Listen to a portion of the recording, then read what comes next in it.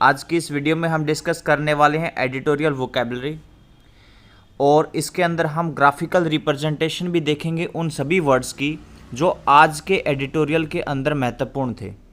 ये इस सीरीज़ का 17वां दिन है। अगर आपको इस तरीके का एडिटोरियल प्लस उसका वोकैबुलरी पार्ट चाहिए तो आप मुझे इस नंबर पर व्हाट्सएप कर सकते हैं। आपको क्या करना है, आपको सिर्फ अपना नाम और जिस जगह से आप बिलोंग करते हैं वो प्लेस मुझे लिखकर मैसेज करें इस नंबर पे, तो मैं आपको व्हाट्सएप ग्रुप में ऐड कर दूंगा जहां पर आपको इस तरह का डेली एडिटोरियल प्लस वोकैबुलरी मिलेगा। आज के एडिटोरियल का सबसे पहला वर्ड जो इम्पोर्टेंट था वो है ट्विकिंग। इसे एडजेक्टिव के तौर पर इस्तेमाल किया गया था और इसका मतलब है फेरबदल। सेम मीनिंग के वर्ड्स के तौर पर मॉडिफिकेशन और चेंज को ले सकते हैं। एडजस्टमेंट और एडेप्टेशन भी इसके सेम मीनिंग के वर्ड्स के तौर पर लिए जा सकते हैं। यह है आपके सामने ग्राफिकल रिप्रेजेंटेशन। ट्वीक के क्या क्या मतलब हो सकते हैं, जैसे ट्विस्ट, एडजस्ट। ट्विस्ट अगर दूसरे कोई अदर पार्ट ऑफ स्पीच के थ्रू काम करे। मॉडिफिकेशन। तो इस पूरे के पूरे ग्राफिकल रिप्रेजेंटेशन का आप स्क्रीनशॉट ले सकते हैं और देखिए एक वर्ड से मैं कितने वर्ड कवर करवा दूंगा आपके इस मेथड के थ्रू। तो आप प्लीज़ मेरी वीडियो को शेयर करना मत भूलिए। अगर आपको दिल से पसंद आ रही है तो दिल से सपोर्ट भी कीजिए। नेक्स्ट वर्ड देखते हैं। नेक्स्ट वर्ड है आपका ऑस्टेंसिबली। इसे एडवर्ब के तौर पर इस्तेमाल किया गया था एडिटोरियल के अंदर और इसका मतलब है प्रकट रूप से। सेम मीनिंग के वर्ड्स के तौर पर अपेरेंटली, सीमिंगली को ले सकते हैं। अपोजिट मीनिंग के वर्ड्स के तौर पर इम्प्रोबेबली, ऑब्सक्योरली इनको लिया जा सकता है। अब ये आपके सामने है ग्राफिकल रिप्रेजेंटेशन। इस वर्ड की क्या क्या सेम मीनिंग के वर्ड्स और हो सकते हैं जो पेपर में आ सकते हैं, वो सारे के सारे यहाँ पर मेंशन किए गए हैं। आप इसका स्क्रीनशॉट लेकर नोट्स बना सकते हैं। नेक्स्ट वर्ड देखिए, डिसएरे। नाउन के तौर पर इसका इस्तेमाल किया गया था और इसका मतलब है अव्यवस्था। सेम मीनिंग के वर्ड देखिए, डिसऑर्डर, इनडिसिप्लिन। अपोजिट मीनिंग के वर्ड्स के तौर पर प्लान, सिस्टम, ऑर्डर इनको लिया जा सकता है। ये है आपके सामने ग्राफिकल रिप्रेजेंटेशन डिसएरे की।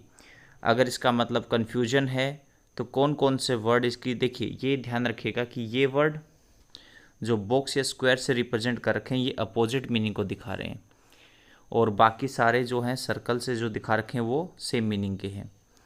यहाँ पर भी ये जो दो वर्ड हुए ये दोनों के दोनों वर्ड अपोजिट मीनिंग को शो कर रहे हैं, बाकी सारे के सारे सेम मीनिंग को। ठीक है, तो मैंने जो रिप्रेजेंटेशन है वो आपको बता दी। आप इसका स्क्रीनशॉट लेकर नोट्स बनाने का काम कर सकते हैं। नेक्स्ट वर्ड देखिए, रैथ। नाउन के तौर पर इसका इस्तेमाल किया गया और इसका मतलब प्रचंड क्रोध। सेम मीनिंग के वर्ड देखिए, anger, rage, fury. Opposite meaning के वर्ड्स के तौर पर डिलाइट और प्लेजर को ले सकते हैं। अब अगर इसकी ग्राफिकल रिप्रेजेंटेशन की बात करूं मैं, तो ये जो वर्ड्स हैं स्क्वायर के अंदर दिखा रखे हैं ये है अपोजिट मीनिंग के वर्ड्स और बाकी सारे के सारे सेम मीनिंग के वर्ड्स आपके सामने। नेक्स्ट वर्ड देखिए, स्वेद। नाउन के तौर पर इसका इस्तेमाल किया गया और इसका मतलब है पट्टी। सेम मीनिंग के वर्ड्स के तौर पर area, section, stretch, path, tract इनको लिया जा सकता है। अब ये आपके सामने है ग्राफिकल रिप्रेजेंटेशन। एरिया होगा तो कौन कौन से वर्ड निकल सकते हैं, रैप निकलेगा तो कौन कौन से वर्ड इससे निकाले जा सकते हैं। नेक्स्ट वर्ड देखिए, पिंक स्लिप। इसे नाउन के तौर पर इस्तेमाल किया गया था तो इसका क्या मतलब है, ये एक ऑफिशियल नोटिस है जो कब दिया जाता है, जब किसी को जॉब से निकाला जाता हो। सेम मीनिंग के वर्ड्स के तौर पर डिसमिशन, डिसमिसल को लिया जा सकता है। अब ये आपके सामने ग्राफिकल रिप्रेजेंटेशन है पिंक स्लिप की कि इसके कौन कौन से रिलेटेड वर्ड हो सकते हैं जो इससे रिलेटेड हैं, वो सारे के सारे यहाँ पर गिवन है आपके। ठीक है, ये जो डॉटेड लाइन आप देख पा रहे हैं यहाँ पे यहाँ पे यहाँ पे, ये रिलेटेड वर्ड्स को दिखाता है और ये जो दोनों हैं ये दिखा रहा है आपका सेम मीनिंग के वर्ड्स। नेक्स्ट वर्ड देखिए, फरलो। इसे नाउन के तौर पर इस्तेमाल किया गया था और इसका मतलब था अवकाश। सेम मीनिंग के वर्ड्स के तौर पर leave, vacation, holiday, leave of absence, lay off, इनको लिया जा सकता है। अब ये आपके सामने है ग्राफिकल रिप्रेजेंटेशन। जैसा मैंने कहा, लीव, वेकेशन, हॉलीडे, ये तीनों के तीनों सेम मीनिंग के वर्ड्स के तौर पर काम करेंगे।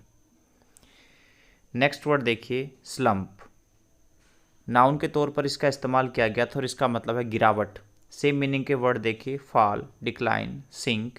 अपोजिट मीनिंग के वर्ड्स के तौर पर इंक्रीज और ग्रो को लिया जा सकता है।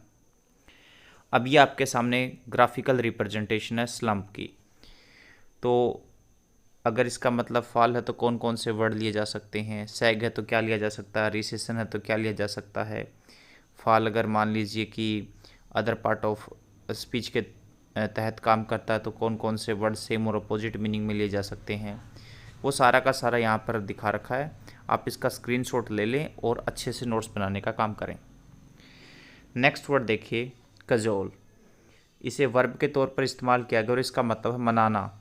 सेम मीनिंग के वर्ड देखिए, परशोड, लूर, सीड्यूस। अपोजिट मीनिंग के वर्ड्स के तौर पर डिसेंचेंट, रिपल्स, इनको लिया जा सकता है। अब ये आपके सामने ग्राफिकल रिप्रेजेंटेशन है और ये कई बार आपके एग्जाम्स वगैरह के अंदर आ जाता है, तो अच्छे से इसको नोट करने का काम आपको करना है। नेक्स्ट वर्ड देखिए, समन। ये एक वर्ब है जिसका मतलब है बुलवाना। सेम मीनिंग के वर्ड्स के तौर पर देखिए, sent for, call, Beed, invite. Opposite meaning के वर्ड्स के तौर पर कैंसल, डिस्पर्स, डिवाइड, इनको लिया जा सकता है।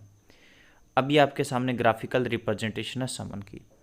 सेंड फॉर अगर मीनिंग निकलता है तो कौन कौन से सिमिलर वर्ड लिए जा सकते हैं, गैदर निकलता है तो कौन कौन से वर्ड लिए जा सकते हैं, ये आपके सामने यहाँ पर मैंने पूरा का पूरा दिखा रखा है। तो देखिए एक वर्ड से हम कितने वर्ड्स को कवर कर सकते हैं। नेक्स्ट वर्ड देखिए, एम्बार्क। ये एक वर्ब है जिसका मतलब है प्रारंभ करना। सेम मीनिंग के वर्ड देखिए, begin, start, launch. Opposite meaning के वर्ड्स के तौर पर सीज, एंड, फिनिश, इनको लिया जा सकता है। अब ये आपके सामने ग्राफिकल रिप्रेजेंटेशन है। एम्बार्क का मतलब अगर गो अब्रोड है तो अपोजिट मीनिंग के वर्ड्स जो हैं वो इस तरीके से रिप्रेजेंट कर रखे हैं। बाकी सारे के सारे ये सेम मीनिंग के वर्ड्स हैं।